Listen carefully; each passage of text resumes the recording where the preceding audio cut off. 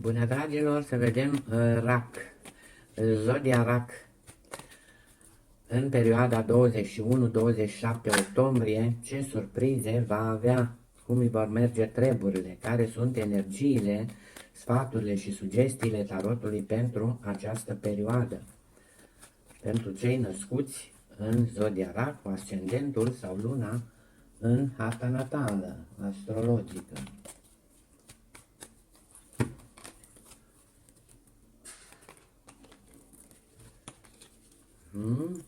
La baza pachetului avem o ofertă de dragoste, o ofertă de sentimente, da? Sentimente, un început sau o împăcare.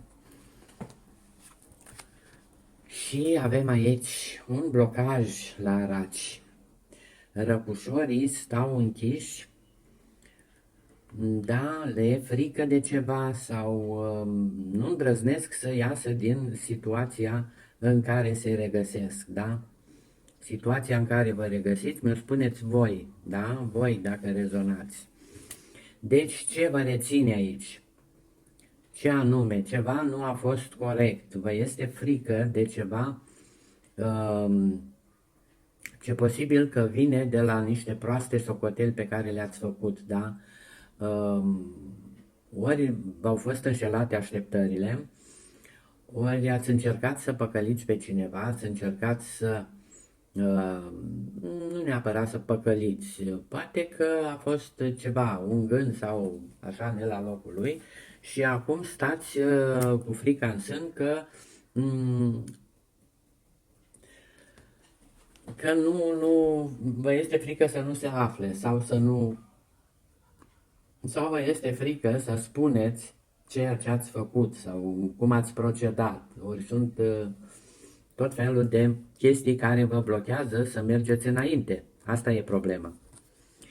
Da, vă blochează să mergeți înainte.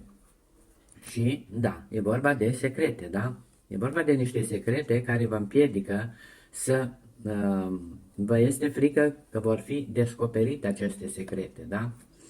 Și posibil că e vorba de un copil sau e vorba de o pasiune, da? Ori de o muncă, da? Vă este frică să vină vești ceva despre aceasta și să se descopere și să ieșiți descoperiți, cum s-ar spune de aici, da? Să ieșiți în pierdere. Deci toată această treabă la voi săptămâna asta e complicăciune mare, da? În sensul ăsta, cu secretele, cu pasiune, cu ceva care vă va aduce pierderi sau vă este frică de abandon, ca cineva să nu vă abandoneze dacă se descoperă aceste trucuri pe care le-ați făcut sau eu știu ce ați făcut voi acolo, da? E un pericol de a pierde. Dar vă poate ajuta cineva, doar că voi nu vreți ajutorul nimănui și aici, na.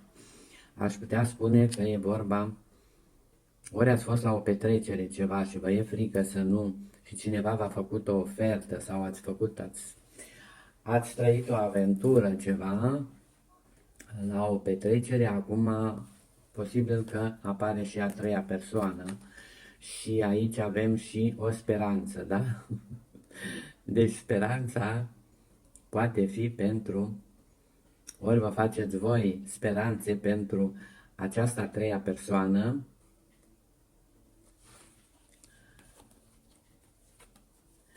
e vorba de cineva mai mare ca voi de ani. E vorba de un personaj bine situat, un personaj generos, iubitor și foarte darnic, da? Generos, cum am spus, darnic. În sentimente, da? În sentimente, dar și cum am zis, e vorba de dragoste aici. E vorba de o nouă pasiune, de un început nou de iubire, da? De un început nou de iubire sau de o împăcare e vorba aici, da?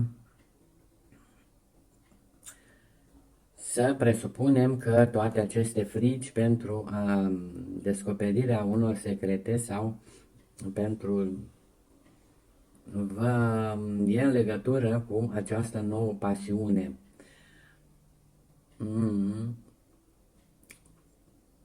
Da, care poate duce la pierzanie, cum se spune, da?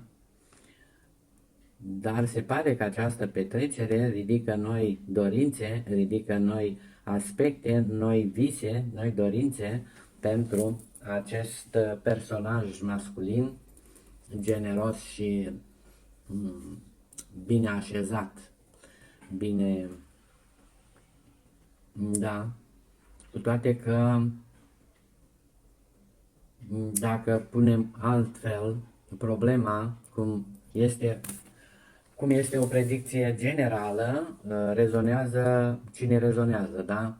Poate fi și că acest personaj e în viața voastră și dă la spate toată această aventură pe care ați trăit-o și da, în fine, să luăm partea bună a lucrurilor și să zicem că le rezolvați într-un mod bun.